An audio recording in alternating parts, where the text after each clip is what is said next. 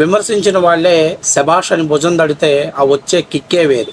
అటువంటి నాయకుడి వెనకాల మనం నిలబడితే కాలర్ ఎగరేసి రొమ్ము నిక్కబొడుచుకుంటూ మీసం తిప్పుకుంటూ ఇదిరా మా నాయకుడు స్టామినా, ఇదిరా మా నాయకుడు క్యాలిబర్, ఇదిరా మా నాయకుడు సత్తా అని చెప్పేసి మీసం తిప్పొచ్చు, తొడగొట్టి నిలబడవచ్చు.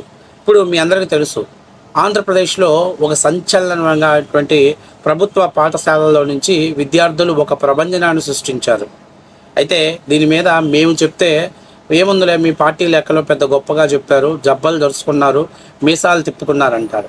ప్రతి విషయంలో విమర్శించేటువంటి వ్యక్తులే వాళ్ళు కూడా శభాష్ లోకేష్ అంటే వాళ్ళే మెచ్చుకుంటే ఇక దానికంటే హయ్యెస్ట్ మార్కులు వేసేటువంటి ర్యాంకింగ్ ఏమన్నా ఉంటుందా? ఇప్పుడు మీ ముందు తులసి చంద్, మీ అందరికీ తెలుసు, గతంలో అనేకమైనటువంటి విషయాల మీద విమర్శలు చేసినటువంటి వ్యక్తులు కూడా ఈరోజు అద్భుతంగా లోకేష్ గారు విద్యాశాఖ మంత్రిగా మీ బాధ్యతల్ని 100కి 100% నిర్వర్తించారు. ప్రస్తుతం మీలాంటి దమ్మున్న లీడర్ కావాలి, మీలాంటి క్యాలిబర్ ఉన్నటువంటి లీడర్ కావాలంటూ పొగడ్తలతో ముంచెత్తుతున్నారు. సరే, ఒకసారి ఆ వీడియోని చూసి దాన్ని పూర్తి స్థాయిలో విశ్లేషణ చేసే ముందు మీరందరూ కూడా మన ఛానల్ని సబ్స్క్రైబ్ చేస్తారని మనస్ఫూర్తిగా కోరుకుంటూ, మరి ఒక్కసారి ప్రత్యర్థులు పొగిడితే వచ్చే కిక్కే వేరనేది నేను ఎప్పటి నుంచో చెప్పాను కాబట్టి చూడండి ఒకసారి. గవర్నమెంట్ ఇన్స్టిట్యూషన్స్ లోనే ఎడ్యుకేషన్ అంతా కంప్లీట్ చేసిన నాలాంటి వాళ్ళకు ఇలాంటి యాడ్స్ చూడడం గొప్ప ఆనందాన్ని ఇచ్చింది.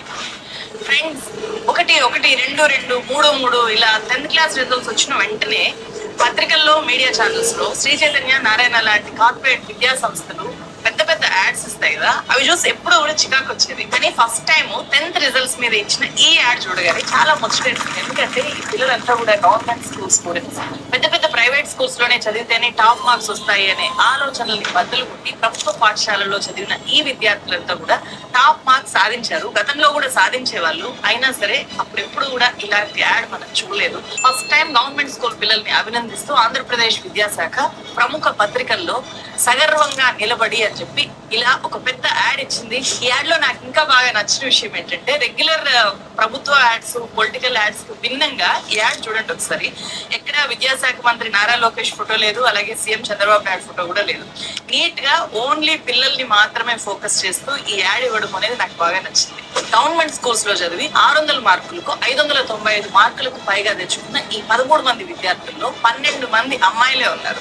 ఇలా గవర్నమెంట్ స్కూల్ పిల్లల మీద యాడ్ ఇవ్వడం వల్ల ఆ పిల్లలకి అండ్ టీచింగ్ స్టాఫ్స్ కి కాదు, ముఖ్యంగా పేరెంట్స్ లో ఉండే అపోహలు తొలగిపోయి గవర్నమెంట్ స్కూల్స్ మీద వాళ్ళలో నమ్మకం పెరుగుతుంది.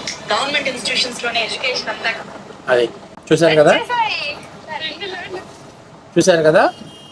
కదా అది.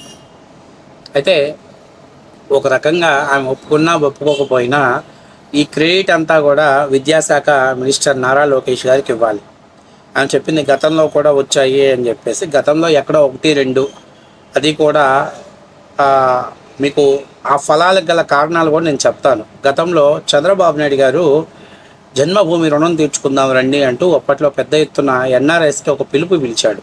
ఆ పిలుపుని అందుకొని చాలామంది పారిశ్రామికవేత్తలు, ఎన్ఆర్ఐస్ వాళ్ళ ఊళ్ళకి వెళ్ళిపోయి అక్కడ ఏం కావాలి, వాళ్ళకి మౌలిక వసతులు ఏం కావాలి అనుకున్నప్పుడు మెయిన్ వాళ్ళ ఊళ్ళో జిల్లా పరిషత్ స్కూల్స్ ఉంటే అక్కడ భవన వసతులు సరిగ్గా లేవు, లేకపోతే కొద్దిగా మోడర్న్గా మార్చేస్తే పిల్లలకి ఎక్కువగా ఉపయోగం ఉంటుందని వాళ్ళ దృష్టికి తీసుకొచ్చినప్పుడు వాళ్ళు ఏం చేశారంటే అప్పట్లో ఒక అద్భుతమైనటువంటి ఒక కమిటీని ఏర్పాటు చేసుకొని ఆ కమిటీల ద్వారా ఆ స్కూళ్ళని ఎలా డెవలప్మెంట్ చేయాలి, ఎంత నిధులు ఖర్చు అవుతాయి, ఆ నిధులు వాళ్ళ ఆర్థిక సహాయం చేసి అట్లా స్కూల్స్ అని మార్చినటువంటి స్కూళ్ళల్లో మాత్రమే అద్భుతమైనటువంటి టీచింగ్ విధానం అందుబాటులో ఉండటంతో అప్పట్లో అటువంటి ఫలితాలు రాగలిగేవి. అది అక్కడ వ్యక్తుల యొక్క కృషి. దీనికి మూల కారణం జన్మభూమి రుణం తీర్చుకోవాలని. ఎందుకంటే అక్కడ మీరు గతంలో ఈ జన్మభూమి పాట కానీ వింటే మరి చూడండి, అదిగదిగో చేతులెత్తి దీనంగా నిలుచుందెవరు, చిన్ననాడు మన ఒడిలోన ఆడించిన గ్రామమే, పల్లె తల్లి కన్నీరు తుడచమంటున్నది. ఎట్లా తుడచమంటుంది? పాఠశాల వైద్యశాల కట్టి నీ పల్లెటూరు రుణం తీర్చుకొని. జన్మభూమిలో ఇది ఒక లైన్ యాడ్ చేశారు. అప్పట్లో ఇది అదొక పెద్ద సెన్సేషనల్. చాలా చోట్ల బెండంపూడి లాంటి జడ్పీ హై స్కూల్స్ అన్నింటిలో కూడా ఇంత మౌలిక వసతులు రావడానికి కారణం ఆ రోజు చంద్రబాబు నాయుడు గారు ఇచ్చినటువంటి పిలుపుని చాలామంది దాతలు ముందుకు వచ్చారు. అయితే ఈరోజు లోకేష్ నాయుడు గారు ఇచ్చినటువంటి పిలుపుతోటి చాలామంది దాతలు ముందుకొచ్చి తమ గ్రామాలలో ఉన్నటువంటి పాఠశాలలో ప్రభుత్వ పాఠశాలల్ని వైద్యశాలల మీద కొంత ఫోకస్ పెట్టి విజయవంతం సాగించినటువంటి చాలా సందర్భాలు ఉన్నాయి. అయితే ఇంకా ఇక్కడ చాలా ముఖ్యమైన విషయం ఏంటంటే అసలు ఈరోజు ఇంతమంది విద్యార్థులు, నేను మీకు చిన్న ఉదాహరణ, ఎవరికైనా వాళ్ళ ప్రాంతం స్వాభిమానం ఉంటుంది. అరే మా దర్శి నియోజకవర్గంలో ఏమైనా సాధించారంటే ఈరోజు సెంటర్లో ప్రభుత్వ పాఠశాలకు సంబంధించినటువంటి ఒక అద్భుతమైన ఫ్లెక్సీ వేశారు. అందులో ఒక పాప 500 దాదాపుగా వాళ్ళు వేసినటువంటి మార్కులు 589, Darsi AP model school. Very good, 589 మార్కులే, బాగుంది అని చెప్పేసి నాకు తెలిసినటువంటి స్కూల్ చైర్మన్ గారికి ఒకరికి ఫోన్ చేశాను.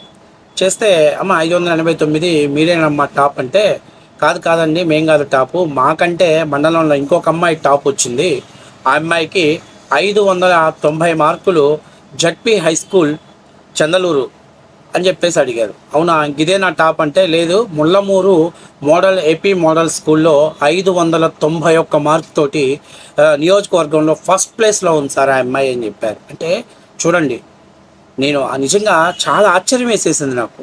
589 మా మండలంలో టాప్ అనుకుంటే కాదు 590 ఒక మారుమూల అంటే బాగా వెనుకబడినటువంటి ప్రాంతాలు ఉన్నటువంటి ప్రాంతంలో ఒక విద్యార్థి తెచ్చుకున్నారు 590 మార్కులు. అదే టాప్ అనుకుంటే ఇంకా అంతకంటే 591 మార్కులు తెచ్చుకున్నారు. నిజంగా అక్కడ ఉన్నటువంటి ఈ విజయానికి సహకారం అందించినటువంటి ఎవరైతే ఉపాధ్యాయులకు, అలాగే విద్యా కమిటీ చైర్మన్స్కి, అట్లాగే పిల్లలకి, ఎందుకంటే ఎంత ప్రోత్సాహం అందించినా వాటిని అందుకొని ముందుకు వెళ్ళాలనేటువంటి ఆసక్తి ఉండటం అనేది ఆ పిల్లలకు ఉండాలి. నేను కూడా చాలా ఒకసారి మనం కలిసి వాళ్ళతో ఇంటర్వ్యూ తీసుకోవాలని ఎందుకు అనిపించిందంటే, ఇది ఒక చిన్న చితక విషయం కాదండి. మేము చదువుకునేటప్పుడు అంటే 2002, 2003 విద్యా సంవత్సరాలు చదువుకునేటప్పుడు చాలా జడ్పీ హై స్కూల్లో అప్పట్లో మాకు జన్మభూమి పిలుపుతోటి ఒక 4-5 దాతలు మా విద్యా సంస్థని బ్రహ్మాండంగా తీర్చిదిద్దారు. అప్పట్లో మా విద్యా సంస్థే టాపు, అప్పట్లో అంటే ఆ జడ్పీ స్కూలే టాపు. అలాంటి విద్యా సంస్థల్లో కూడా మాకు 490, 80, 85 వస్తే అది టాప్ ర్యాంకు ఆ గవర్నమెంట్ స్కూళ్ళల్లో. అలాంటిది నాకు 441 మార్క్ వస్తే 440 పర్లేదు, వెరీ గుడ్, బాగా చదివామ్మా, బాగా రాసేవారని అప్రిషియేట్ చేశారు. అలాంటిది అప్పట్లో ప్రైవేట్ స్కూళ్ళల్లో 585, 590 మార్కులు హైయెస్ట్ మార్కులు. అలాంటిది ఈరోజు ఇవన్నీ కూడా బ్రేక్ చేసుకుంటూ పోయి ప్రభుత్వ పాఠశాలలు